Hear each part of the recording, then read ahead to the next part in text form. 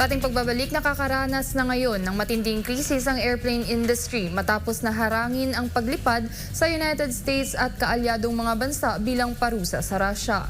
Narito ang balita ni Joy Tabanao.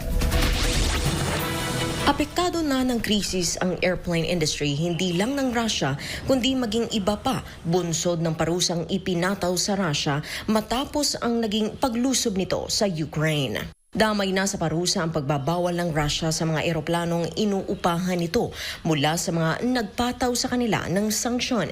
Kabilang na dito ang mga gawa ng Boeing na nakabase sa Estados Unidos at Airbus na gawa ng Germany at France. Sa datos, mayroong 990 pampasaherong jet lamang at 777 dito ang pag-aari ng mga dayuhang kumpanya na AerCap at Air Lease na inuupahan ng Russia. Dahil dito ay walang katiyakan ang mga nagpapaupa na eroplano kung makakakuha ba sila ng insurance sa mga eroplanong posibleng hindi na nila makukuha mula sa Russia.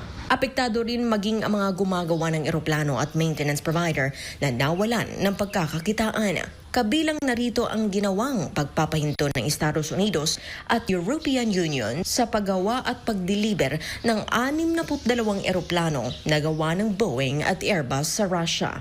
Ang pagbabawal ng United States, European Union at mga kaalyado nito na bumabiyahe sa airspace ng Russia ay nagdulot din ng mas mahabang biyahe, pagbabawas sa mga kargamento at lalo na ang mas mataas na konsumo ng gasolina na ngayon ay tumaas na ang halaga dahil sa krisis. Ang mga bumabiyahe naman sa pagitan ng Europa, China, Japan, South Korea, Europa, Southeast Asia, United States at India ang mas higit na nakakaramdam ng hirap sa pagbiyahe at mahal na pamasahe.